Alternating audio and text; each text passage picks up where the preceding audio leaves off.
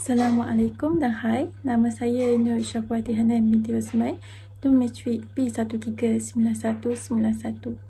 Pertama sekali, strategi pengajaran konsep 5P yang difokuskan adalah pengambil jalinan dan penilaian. Tujuan pengambil jalinan untuk menjadikan proses PDP lebih menarik. Pelaksanaannya melalui pengambil jalinan pelbagai kemahiran dalam satu mata pelajaran seperti mendengar, bercakap dan menulis. Kedua, pengambil jalinan aktiviti yang saling berkaitan antara satu sama lain.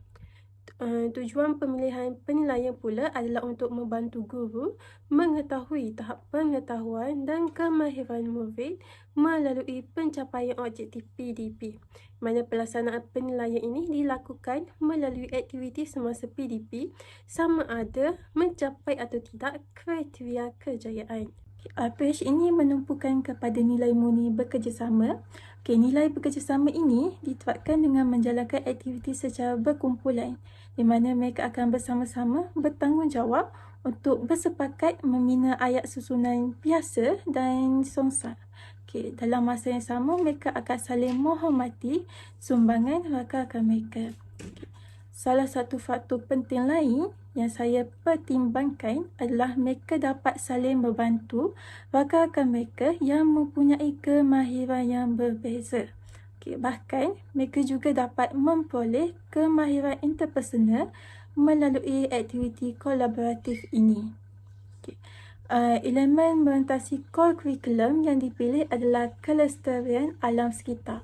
Sebab utama saya memilih elemen ini untuk memupuk kesedaran mencintai alam sekitar dalam jiwa murid melalui PDP. Jadi bagaimana saya mempraktikkan elemen kelestarian alam sekitar ini adalah dengan memberikan penekanan kepada kebaikan teknologi iaitu sensor pergerakan pada lampu kepada alam sekitar. Jadi bagi saya, pengetahuan dan kesedaran terhadap kepentingan alam sekitar ini perlu untuk menghargai alam. Akhir sekali, pemilihan kemahiran berfikir iaitu secara kritis. Tujuannya untuk membantu murid menganalisis dan membezakan ayat biasa dan ayat songsang mengikut susunan subjek dan predikat. Ini membolehkan murid untuk membina ayat biasa dan ayat songsang. Kemahiran berfikir ini diaplikasikan melalui kemahiran menakul. Teknik yang digunakan adalah perbincangan dan pembelajaran secara kooperatif. Melalui teknik ini, murid dapat berbincang menggunakan perspektif yang berbeza untuk selesaikan masalah dan membantu satu sama lain. Sekian sahaja daripada saya. Terima kasih. Assalamualaikum dan salam sejahtera. Saya Wan Najwa Sabiha binti Wan Abdul Rahman yang bernombor matrik P139422. Tujuan rakaman ini dibuat adalah untuk menjustifikasikan tentang beberapa fokus utama dalam RPH yang telah disediakan. Fokus yang pertama adalah strategi pengajaran. Strategi pengajaran ini dipilih berdasarkan prinsip 5P. Strategi pengajaran ini telah memfokuskan kepada prinsip pengabung jalin, yang mana boleh dilihat dalam konteks tajuk penyerapan air ini. Guru boleh mengintegrasikan pembelajaran sains dengan kemahiran membaca, menulis dan keterampilan berkomunikasi melalui aktiviti membaca bahan-bahan sains, menulis laporan aktiviti semasa PDP berlangsung. Strategi yang seterusnya adalah prinsip penyerapan. Melalui strategi ini dapat mendorong murid untuk mengaplikasikan pengetahuan dan kemahiran yang dipelajar dalam pengalaman praktikal, yang mana prinsip penyerapan ini membolehkan murid melibatkan diri secara langsung dalam aktiviti yang menunjukkan konsep tersebut.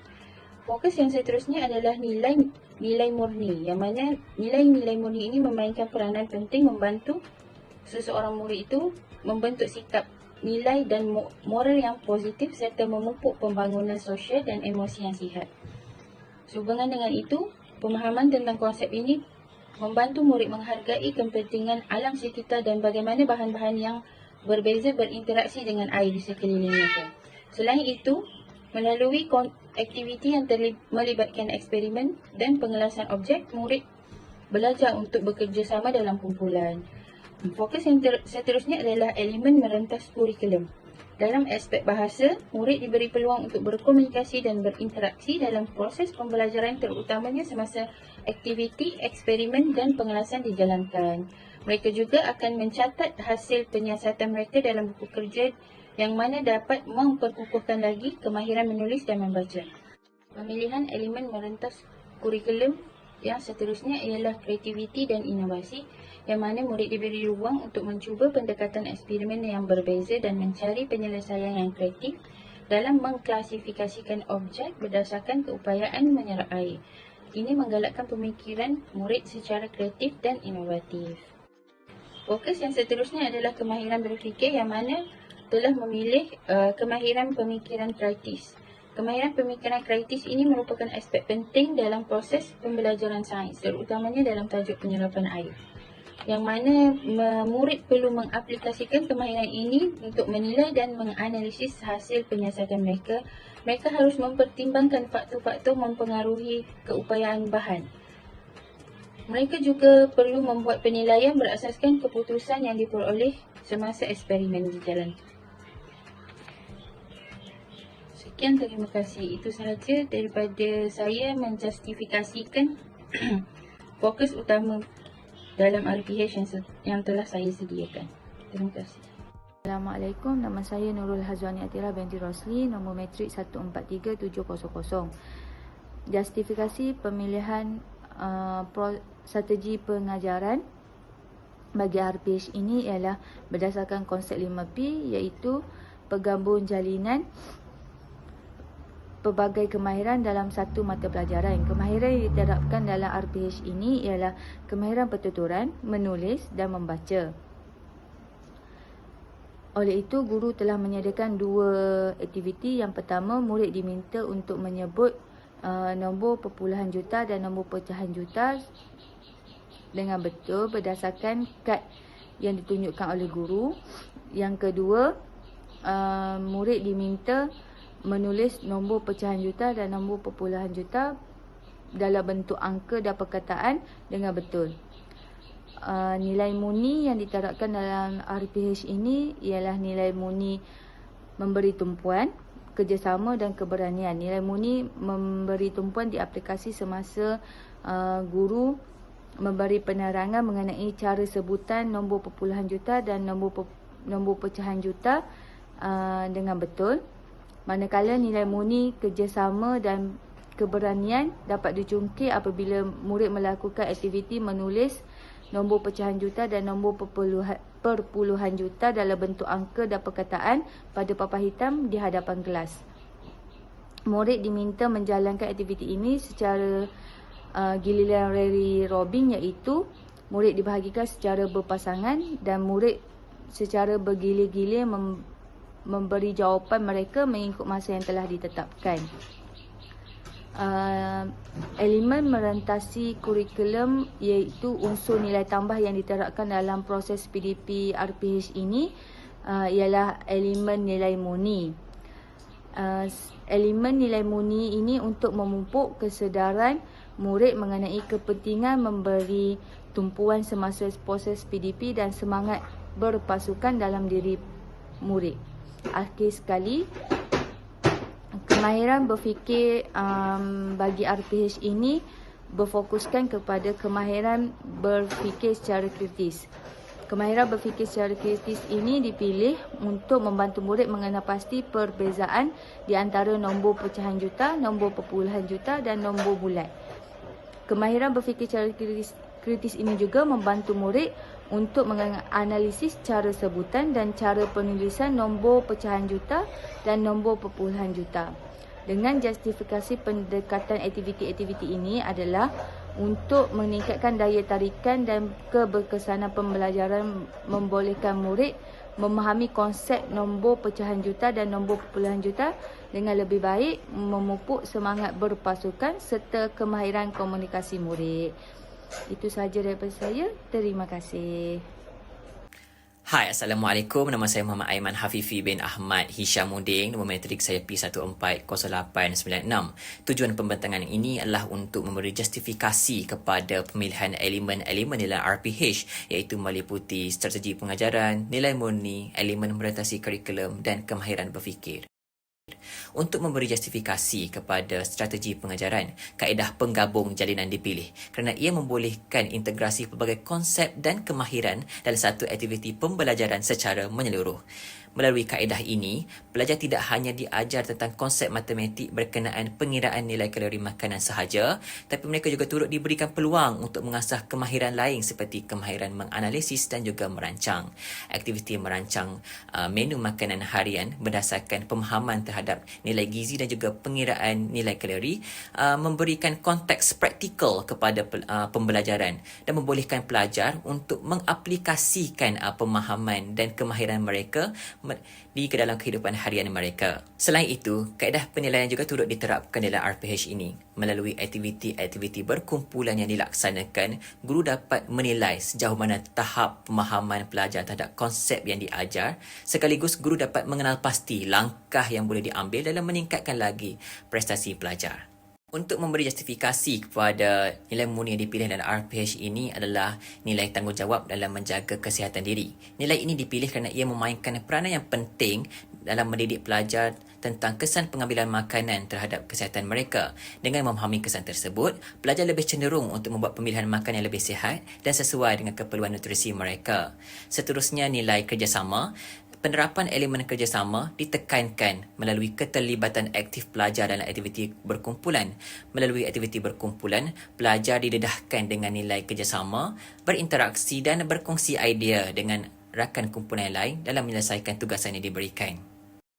Untuk memberi justifikasi kepada elemen beradaptasi kurikulum, kreativiti dan inovasi dipilih sebagai elemen utama. Dalam konteks ini, pelajar perlu menggunakan kreativiti dalam menjana idea yang inovatif untuk merancang menu makanan harian yang seimbang berdasarkan faktor keperluan kalori yang dipilih. Untuk justifikasi kepada kemahiran berfikir dalam RPH, ia melibatkan dua kemahiran utama, iaitu kemahiran berfikir secara kritis dan kemahiran berfikir secara kreatif. Kemahiran berfikir secara kritis digunakan sepanjang proses pembelajaran untuk memastikan pemahaman yang mendalam tentang nilai gizi makanan yang diambil. Melalui analisis teliti terhadap maklumat gizi pada label makanan dan pengiraan jumlah kalori makanan yang tepat, pelajar dapat menilai diet harian mereka secara tepat dan membuat keputusan yang bijak dalam pemilihan makanan. Ini memastikan bahawa pelajar tidak hanya mengambil makanan berdasarkan rasa semata-mata, tapi juga mempertimbangkan faktor nutrisi yang penting untuk kesihatan mereka. Untuk kemahiran berfikir secara kreatif, ini memberi peluang kepada pelajar untuk merancang menu makanan yang sihat dan seimbang dengan cara yang inovatif. Dengan berfikir secara kreatif, pelajar dapat mencipta kombinasi hidangan yang unik dan sesuai dengan keperluan kalori mereka, menjadikan pengalaman pemakanan mereka lebih menarik dan bervariasi. Assalamualaikum dan salam sejahtera. Nama saya Nurkairani Sabeti Kamarudin dan nombor kad matrik saya P141627. Baik, untuk subjek kaedah mengajar ini, saya akan menerangkan tentang rancangan pelajaran harian RPH untuk subjek Bahasa Melayu tahun 3 berserta dengan justifikasinya dan kesemuanya berdasarkan DSKP. Baiklah, untuk fokus pada strategi pengajaran iaitu untuk elemen yang pertama, saya memilih penyerapan kerana berdasarkan kaedah mengajar yang saya buat, murid perlu memahami aspek tata bahasa iaitu berjodoh bilangan, dan daripada langkah pengajaran tersebut, saya melakukan aktiviti soal jawab dan murid perlu menjawab dan meneka, dan seterusnya baru saya memberikan penerangan serta dengan contoh. Oleh itu, ia akan memberikan murid akan menguasai kemahiran bahasa serta dapat mempraktikkan apa yang diajar di luar sekolah.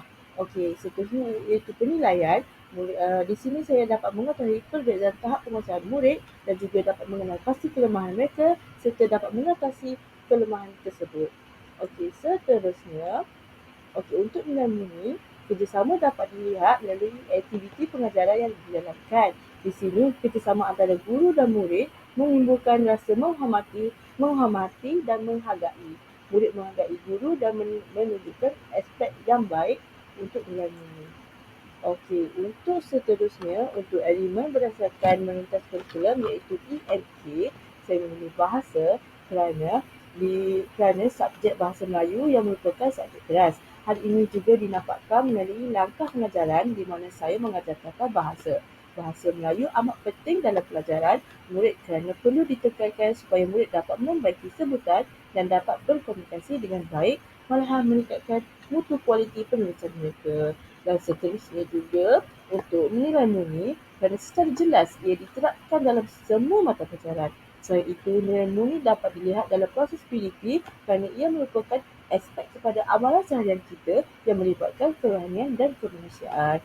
Dan untuk elemen yang seterusnya iaitu elemen kemahiran berfikir, saya memilih kemahiran berfikir secara kritis kerana dalam aktiviti pengajaran, murid perlu menjawab soalan guru dan mereka harus berfikir secara logik dan mempertimbangkan apa untuk menjawab. Baik, seterusnya untuk kreatif, murid memberikan jawapan berdasarkan tahap pengetahuan mereka terhadap soalan guru dan perlu menggunakan daya imaginasi mereka serta fikiran secara lazim untuk soalan tersebut. Baik, itu sahaja daripada saya. Sekian, terima kasih. Assalamualaikum, nama diberi Nur Najah Amira binti Anwar, nombor metrik P141004 dari set 26. Dalam video ini saya akan berkongsi tugasan kursus GGGE 5114 Kaedah Mengajar iaitu Rancangan Pengajaran Harian RPH dan Justifikasi Bahasa Melayu bagi tahun 1. Justifikasi yang telah saya dapati dalam strategi pengajaran yang pertama ialah penyerapan. Penyerapan dalam kurikulum baru sekolah rendah, KBSR merangkumi dua perkara iaitu pengetahuan dan nilai murni. Dari segi pengetahuan, proses PDP Bahasa Melayu, murid dapat menguasai kandungan isi pelajaran daripada mata pelajaran lain selain pada Bahasa Melayu iaitu pendidikan moral. Seterusnya, unsur penyerapan tata bahasa diterjemahkan selepas sesuatu aktiviti dilaksanakan. Kemudian, murid diminta untuk menyatakan kata kerja pasif berdasarkan objektif yang telah ditetapkan oleh guru. Oleh itu, penyerapan aspek tata bahasa yang betul mampu membuat murid dapat berkomunikasi dengan penulisan dan penonton.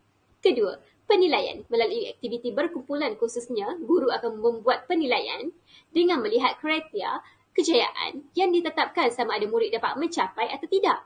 Dengan itu, guru akan dapat mengenal pasti dan mengambil tindakan yang sewajarnya bagi mengatasi kelemahan murid tersebut. Oleh itu, aktiviti pemulihan harus dilakukan bagi membantu murid meningkatkan pengetahuan dan kemahiran. Sebagai contoh, aktiviti pemulihan yang dapat diterapkan oleh guru dalam RPH ini ialah mempelbagaikan latihan dan menggunakan bahan visual. Justifikasi bagi nilai murni yang pertama ialah kebersihan. Murid dapat memahami dengan lebih mendalam mengenai aspek kebersihan. Ini kerana tema dan tajuk kata kerja pasif saling berkait iaitu pentingkan kebersihan dan kesihatan. Perkara ini menyebabkan murid lebih cenderung untuk menjaga kebersihan khususnya di kawasan sekitar dengannya. Kedua, bekerjasama. Ini didapati dalam RPH ini untuk memupuk semangat kerjasama dalam diri murid ketika melaksanakan aktiviti berkumpulan. Nilai bekerjasama ini terhasil daripada aktiviti gotong royong iaitu di mana murid melakukan tugasan secara beramai-ramai dan sukarela sewaktu proses PDP. Justifikasi bagi elemen berentas kurikulum. EMK. Dari EMK bahasa, murid diberi peluang untuk berkomunikasi semasa proses pengajaran dan pembelajaran bagi membantu murid menjana idea dan berkomunikasi secara berkesan. Kedua, EMK kelestarian alam sekitar. Ia dipupuk melalui pengajaran dan pembelajaran untuk membentuk etika murid yang menghargai alam dengan menjaga kebersihan sekitar. Ketiga, EMK nilai murni yang merangkumi aspek kerohanian, kemanusiaan dan kewarganegaraan yang menjadi amalan dalam kehidupan seharian. Nilai ini diterap supaya murid sedar akan kepentingannya dan mengamalkannya. Seterusnya, bagi justifikasi kemahiran berfikir iaitu kemahiran berfikir kritis yang digunakan sepanjang proses PDP. Melalui kemahiran ini, murid dapat mencari perbezaan antara ayat biasa dengan ayat pasif. Malah dengan kemahiran ini juga, murid dapat membina 4 ayat menggunakan kata kerja pasif dengan betul. Melalui aktiviti gotong royong yang dijalankan, murid diberi pendedahan awal mengenai ayat pasif. Oleh itu, aktiviti ini dapat menggalakkan pemikiran kritis murid dalam memberi pandangan mereka. Itu sahaja daripada saya. Sekian, terima kasih.